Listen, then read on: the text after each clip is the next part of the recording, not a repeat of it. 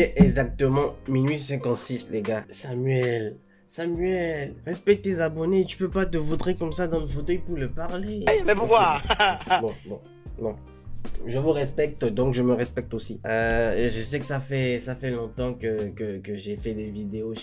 Samuel, respecte tes abonnés. Quand même, un éclairage digne de ce nom quand même. Regardez, hein, tu fais tout ça, tu changes de décor, tu changes de logement, t'as un beau setup et puis quand même l'éclairage c'est quoi? C'était sur YouTube quand même.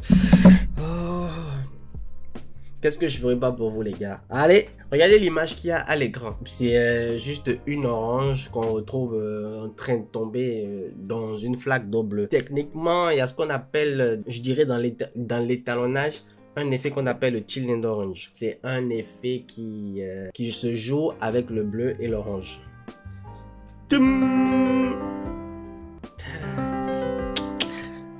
Super. Alors les gars, là je vous respecte, on pourra pas dire que je vous ai pas respecté. Salut les gars, voici Samuel, photographe, vidéaste et créateur de contenu. Je suis à votre disposition pour tous vos projets et je suis aussi prêt à vous proposer mes différents tutos, mes différentes vidéos et même des story time.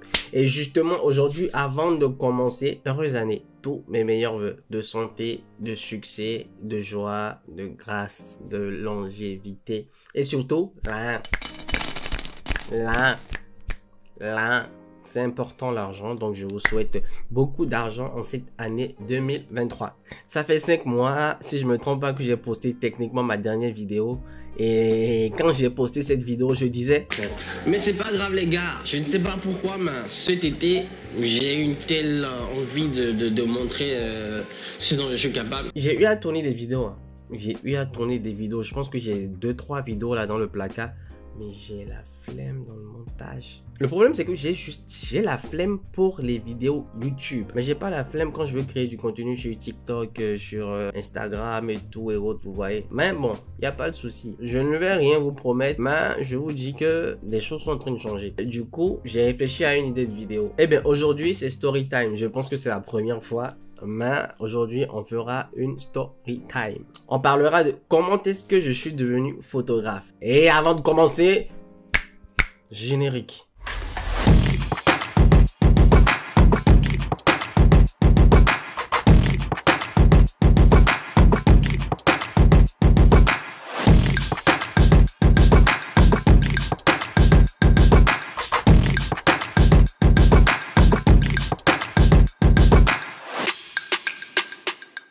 De retour parmi nous. Alors, comment est-ce que je suis devenu photographe? Aujourd'hui, on est en 2023. Ceci remonte, je dirais, depuis les années 2010-2013. Voilà. Je suis quelqu'un de base qui aime bien la mode. J'aime bien m'habiller. J'aime bien créer. J'étais très créatif quand j'étais dans mon adolescence. Quand je dis créatif, c'est créatif. J'ai eu à électrocuter mon père. Parce que les anciens DVD, les anciens lecteurs DVD avec avec les CD sur lesquels on jouait même au petit Game Boy Contra et autres là. Beaucoup d'Africains vont comprendre de quoi je parle.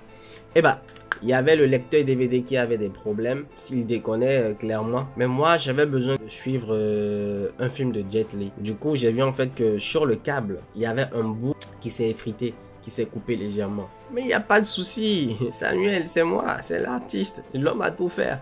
Ben figurez-vous qu'est-ce que j'ai fait? J'ai débranché tout simplement le câble. Non, je pense même qu'il était déjà débranché. Bah, j'ai pris ma dent, j'ai enlevé le caoutchouc protecteur de la sécurité là. Et ici aussi, et j'ai pris les deux bouts de fil de fer que j'ai mis ensemble et j'ai roulé. J'ai entremêlé, et j'ai ficelé, j'ai vissé.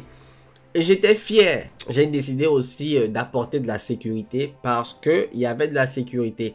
Donc ce que j'ai fait, c'est que j'ai pris un scotch. J'ai pris un scratch, les scratchs transparents là que j'ai enroulé autour du fil. C'était pas un scotch destiné pour attacher les câbles, non. C'était le scotch blanc transparent qu'on a l'habitude d'utiliser à l'école et tout. Techniquement, ça c'est les gens du scotch qui prennent vite feu.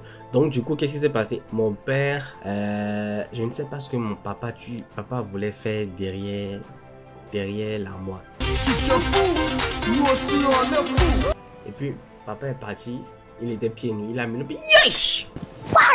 Ok. Rien ne va se passer. Il a sauté. Il a remarqué le gribouillage qui a été fait. Que l'artiste Samuel, son fils, a fait. Il a dit Samuel, c'est qui a fait ça? Ils ont dit c'est Samuel. Il m'a appelé. Samuel est venu. Je suis venu. Qui a fait ça? C'est moi, papa. Papa, C'est pas toi. c'est le dragon. Ah non. Il m'a giflé. Very good. Il a rien dit. Tu peux pas pleurer. C'est toi qui as fait. Je reconnais que c'est mon art.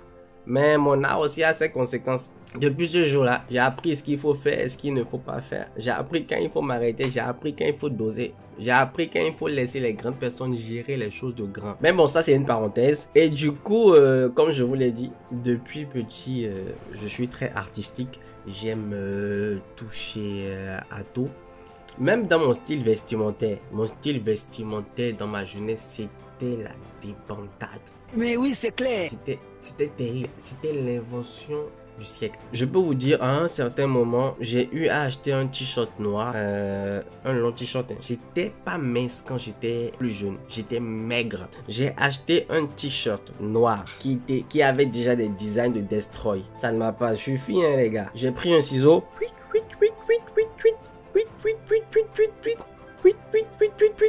J'ai fait des traces comme si c'était la griffure de la marque Monster.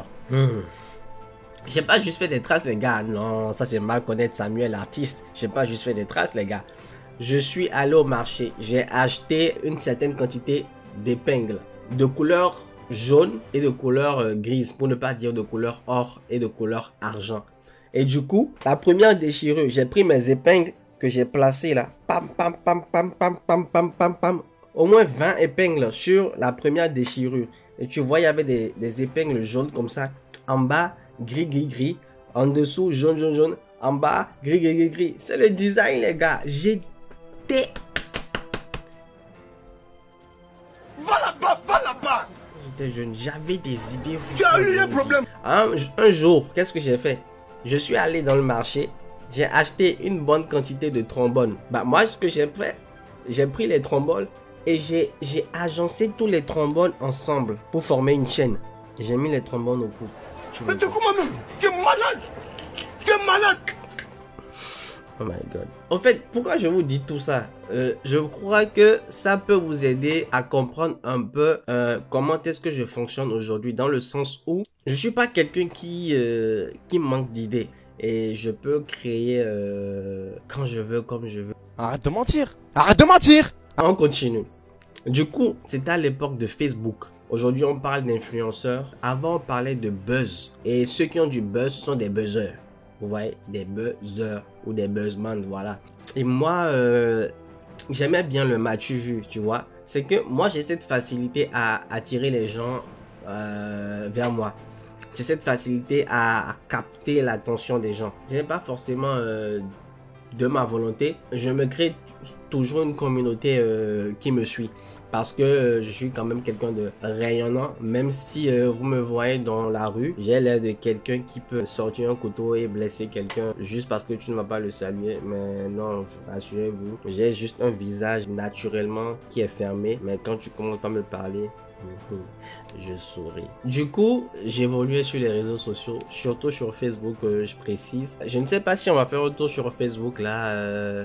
Je vais vous amener sur mon écran. Je vais vous faire un tour sur Facebook pour que vous voyez un peu mon passé, mes photos de ma jeunesse, ce que je faisais comme photo et un peu l'ampleur que mes photos avaient, ne serait-ce que sur le nombre de vues. Parce que c'était une période où je totalisais quand même pas mal de vues. J'avais des photos à 700 vues, à 1000 vues, à 2000 vues, à 3000 vues. Je faisais partie des personnes les plus suivies de mon pays sur Facebook. Et je suis béninois, oui. Si vous ne le savez pas, je suis béninois. Beaucoup de personnes disent que c'est le pays du vaudou. C'est pas faux, mais bon, ne vous inquiétez pas. J'ai jamais pratiqué la sorcellerie. Je ne suis pas sorcier. Je crois en Dieu. Du coup, j'avais du buzz sur Facebook. J'avais créé une team et ma team aussi avait une certaine notoriété. Et donc, à cette période-là, j'aimais faire des photos. J'aimais me prendre en photo, j'aimais m'habiller et tout. j'avais l'habitude de voir des images d'acteurs européens, américains et tout, la qualité des images. Et c'était quelque chose qui me plaisait. Et quand je dis ça me plaisait, c'est-à-dire c'est des photos que j'avais envie de présenter moi-même à ma communauté. C'est pas que j'avais envie de faire les photos là, non. J'avais bien envie que les photos que moi je poste sur ma page Instagram ressemblaient éventuellement aux photos que je voyais des artistes. Mais quand je regardais dans le pays, la plupart des photographes à l'ancienne, le rendu c'était pas trop ça. Vous voyez, c'est que les photographes étaient déjà ancrés dans une certaine, je vais dire éthique, dans une certaine manière de faire, qui n'ont pas cherché à évoluer. Donc du coup, le rendu des photographes dans la période, c'était pas du tout ce que je voulais. Et qu'est-ce que j'ai fait? J'avais un ami à quelqu'un de ma famille, sinon je vais dire j'avais quelqu'un de ma famille qui était photographe. Avant tout ça, j'ai oublié le fait que j'avais créé une marque de vêtements. J'avais créé une marque de vêtements qui s'appelait Cypher Family. Et du coup, ma team dans le temps sur Facebook, c'était la Cypher Family. Dans le temps, mon pseudo sur les réseaux sociaux, c'était Nikos de Cypher. Ne dites rien, ne dites rien, ne dites rien. Ne me demandez même pas d'où est-ce que m'est venu ce nom. Et j'avais la Cypher Family que j'avais créée. Et du coup, je voulais rentabiliser sur cette notoriété là. Donc, j'ai créé une marque de vêtements. Et la marque de vêtements s'appelait tout simplement Cypher. Cypher ou Cypher Family si vous voulez. Donc il y a eu, je pense il y a eu 2-3 modèles vite fait qu'on a eu à faire. On a vendu un tout petit peu. Après j'ai vu qu'il y avait pas mal de capotage, de cafouillage dans la famille et tout. Du coup un jour, un matin, je me suis réveillé et bah la Cypher Family elle n'existait plus. J'ai tout supprimé. J'ai recréé une nouvelle famille. Et ça c'était la Level Up Family. Et la Level Up Family, je m'étais concentré spécialement moi là-dedans. Du coup, j'ai refait une nouvelle collection. C'était une collection de streetwear. T-shirts, pulls. J'ai même eu à faire des bananes. Et ça, par contre, c'est une collection que j'ai pas mal vendue. Du coup, qu'est-ce qui s'est passé? J'ai appelé ça Level Up Clothing. Voilà. Et franchement, c'est une collection qui me tenait à cœur. Et du coup, pour la communication, je voulais faire des photos qui déchiraient. Et c'est comme ça que j'ai rencontré cette personne. Il fait partie de ma famille et on m'a fait comprendre qu'il était photographe. J'avais déjà touché un appareil photo vite fait dans le temps parce que mon père voyageait beaucoup. Donc il s'était pris un appareil photo. Je testais un peu son appareil de temps en temps. C'était les petits appareils photo, hein, les petits appareils photo compacts là. Les appareils de famille et autres là. Voilà. Du coup, j'ai fait appel à cette personne là. Je lui ai remis les sous pour qu'il puisse faire des shootings. Mais vous connaissez Samuel l'artiste. Je suis pas con les gars. Je n'investis pas dans le vide. Et comment ça se passe? J'avais déjà de la notoriété. Donc c'était plus facile pour moi d'avoir des modèles que je ne payais pas forcément. Et je dirais c'était des collaborations gagnant-gagnant. N'empêche que voilà. Elle portait des Level Up Clothing et c'était quand même en griffe un avantage si j'ose le dire. Donc je ne payais pas les modèles, mais il y a certaines à qui j'offrais des tenues et tout. Elles se rendaient disponibles pour les shootings. Du coup, ce photographe en question, je le ramenais sur mes séances de shooting. C'est son appareil. C'est son boulot. Je le regardais shooter. Mais je le regardais photographier minutieusement. J'ai pas d'appareil photo, mais ça veut pas dire que je peux pas apprendre. Hein. On peut apprendre. Il faut juste donner les moyens de trouver la manière de le faire. Tant que c'est légal, les gars, tout va pour le mieux. Donc, il photographiait mes modèles et moi, je le suivais attentivement. Je regardais les positions. Je lui posais des questions sur les réglages et tout. Bon, moi-même aussi, j'avais certaines idées en tête que je lui proposais et lui aussi, il validait. Sans oublier que derrière ça, j'utilisais déjà Photoshop. J'avais déjà tendance à faire des montages Photoshop et tout. Changer de la colorimétrie et tout. Comme je vous disais, je faisais déjà quand même de belles photos. Même si c'est avec des portables que je filmais, j'avais tendance même à faire des styles de photos, de collage uniquement avec mon portable. J'avais déjà certaines notions sur Photoshop, pas forcément en retouche beauté, mais en termes de retouche ou je vais dire de la photo manipulation, j'avais déjà pas mal de compétences sur Photoshop. Donc du coup, quand le gars finissait le shooting, je récupérais tous les rushs photos et c'est moi qui faisais la modification. Et il y a certaines photos que je lui ai demandé effectivement de modifier. Parce que je voulais comparer un peu lui son rendu à lui et mon rendu à moi. Et il s'est fait que au fil du temps, c'est lui qui me posait des questions. Mais comment est-ce que tu as fait ça? Mais comment est-ce que tu as fait ci? Et je peux vous dire qu'aujourd'hui, ce gars, il m'a vu avancer, mais il savait que j'irais loin parce qu'il savait que Le petit, il avait la tête sur les épaules, il n'était pas con, il savait ce qu'il veut concrètement et voilà. Donc c'est comme ça que ça a commencé et de fil en aiguille, bah mon père c'est un pasteur concrètement, je vous le dis, voilà. Donc du coup il avait voyagé, une fois il était allé en Suisse et il a appelé, je dis allô papa, allô papa ça va? Oui. En fait, je pense que pour la com de l'église, il est temps qu'on achète un appareil photo pour ta présence sur les réseaux sociaux. Parce que ta présence sur les réseaux sociaux, c'est pas vraiment ça, tu vois. On a une église avec un grand monde, alors que les réseaux sociaux commençaient déjà à prendre de l'ampleur. J'ai mis la puce à l'oreille de mon père. Mais ça, c'est mal me connaître. Rien ne va se passer. Samuel l'artiste, c'est mal me connaître. Sale. Et du coup, mon père est revenu avec un Canon 7D Mark I. Naturellement, c'est moi qui gérais le côté photo dans l'église. Donc, chaque dimanche, l'appareil photo faisait les photos de l'église. Mais l'appareil photo ne restait pas à l'église. C'est mal connaître Samuel. Sale. L'appareil photo rentrait avec moi. L'appareil photo à ma charge. C'est comme ça de fil en aiguille que j'ai commencé à proposer un peu plus mes services photo et tout. Limite, j'ai même oublié ma marque de vêtements. J'en ai quand même vendu, mais à un certain moment donné, ma marque de vêtements n'était plus ma priorité. Ma priorité, c'était de rehausser mon niveau en photographie. Donc, je m'acharnais sur YouTube, sur le terrain. Je partais voir des aînés dans la photographie qui évoluaient déjà professionnellement parce que c'était une période où j'avais quand même des devanciers comme Dario par exemple, comme Elvis Dedravo, comme Da Photographie par exemple. Donc c'était des devanciers qui avaient déjà commencé la photographie en tant que professionnel. Donc j'ai eu à beaucoup travailler avec Da Photographie en tant qu'assistant. Mais j'ai même pas besoin de demander l'argent. Les gars, je suis là pour apprendre. Qui est con? C'est mal connaître Samuel. L'argent, c'est pas pour maintenant, on n'est pas pressé. L'argent, ça va venir demain. Et l'argent commence pas à venir. Man-sit. Sale. Donc c'est comme ça que j'ai commencé avec la photographie. Et sans oublier qu'on a un festival qui est le plus grand festival de photographie du Bénin et même de l'Afrique de l'Ouest qui distinguait et honorait les photographes les plus méritants au cours de l'année. Et il y avait aussi au Bénin un autre événement qui se faisait, c'était Urban Code. C'est un événement qui mettait en valeur les photographes, les stylistes et les mannequins. Donc du coup, j'ai participé à Urban Code, je pense que c'était la saison 5 et je pense que c'était en 2017. J'ai remporté le deuxième prix du meilleur photographe. Donc je peux dire que déjà à partir de ce moment-là, j'ai commencé déjà à me faire un nom dans le pays. C'est aussi ça l'avantage de faire des concours, ça permet de vous valoriser en tant que photographe. Je ne savais pas qu'il y avait une règle qui s'appelle la règle des tiers, le triangle d'exposition. Mais j'ai eu des informations sur cette règle-là grâce à Gopal Ama qui faisait partie aussi des anciens et qui évoluait très bien dans le domaine et qui était un mentor pour tous les photographes qui ont participé à cet événement là. Donc en vrai c'était bénéfique parce qu'on a appris, on est ressorti avec quand même un certain bagage. Je ne connaissais rien du triangle d'exposition, pourtant j'ai remarqué en fait que de mon point de vue artistique, c'est une règle que je respectais inconsciemment, mais je ne savais même pas que ça s'appelait comme ça. N'hésitez pas à me dire en commentaire si vous voulez que je fasse une vidéo pour vous donner quelques idées sur les bases en photographie. Vous me le dites. Donc ça c'est de 1. Et de 2, en 2018, j'ai participé au Festiflash. Je vous l'ai dit précédemment, c'est le plus grand festival de photographie francophone clairement dans la sous-région. Je peux vous dire que j'y ai mis mon cœur.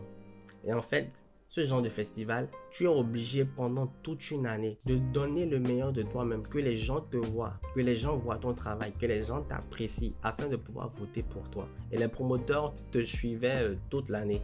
Donc du coup, j'ai participé au Festiflash en 2018. Donc j'étais le photographe espoir de l'année 2018, c'est-à-dire c'est le prix du photographe qui est en pleine évolution et qu'on doit suivre de près. Concrètement, c'est le dernier concours que j'ai eu à faire de ma vie, bon jusque là. De là, c'était une concrétisation. Je n'étais plus le simple photographe inconnu. Non. Je faisais quand même partie des photographes, je vais dire, avec une certaine renommée du pays. Et donc, franchement, pour moi, c'est une fierté.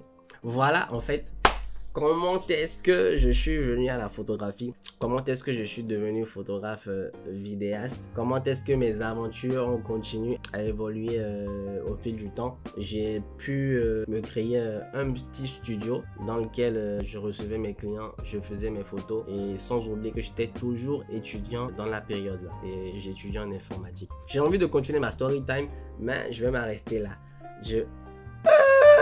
Tu veux m'arrêter? Ah. Sale. Non, Samuel, tu abuses. Ah. C'est la fin de ma story time. En vrai, la story time continue dans le sens où comment est-ce que je suis venu en France alors que j'étais en informatique? Qu'est-ce qui s'est passé? Comment je suis venu en France? Est-ce que c'était facile et tout? Je vais m'arrêter là. Mais si vous voulez que je vous raconte l'histoire de comment est-ce que je suis venu en France, qu'est-ce que je fais en France et tout, dites-le moi en barre de commentaires. Je me ferai le plaisir de faire une vidéo sur ça. Mais surtout, pardonnez. Abonnez-vous. Abonnez-vous. On a besoin de la YouTube money. On a besoin de la YouTube money. C'est mieux d'être clair avec vous. Je ne vais pas vous mentir, quoi. Ouais. S'il vous plaît, abonnez-vous. C'est très important pour moi. Activez la cloche de notification. Mettez énormément de commentaires. Bon, c'est pas des commentaires, vous allez mettre bonjour, bonsoir et ta femme. Non, c'est des commentaires constructifs. C'est-à-dire, je veux que vous me dites ce que vous pensez de mon travail. Pour voir mon travail, vous avez juste à aller sur mes comptes Instagram, Pixabay, ArtStation. Je vais les mettre dans la description. Donc, vous n'aurez pas de problème à vous connecter à mes différents comptes Instagram et à me faire un retour sur mon travail et tout. Même sur la qualité de cette vidéo, je veux que vous me fassiez un retour. Même sur la manière dont je parle et tout, est-ce que vous comprenez voilà, je tiens à vous, portez-vous bien, abonnez-vous, activez la cloche de notification, partagez la vidéo au max, ça fait plaisir et de prochaines vidéos vont venir. Sur ce, ciao Level Up Family.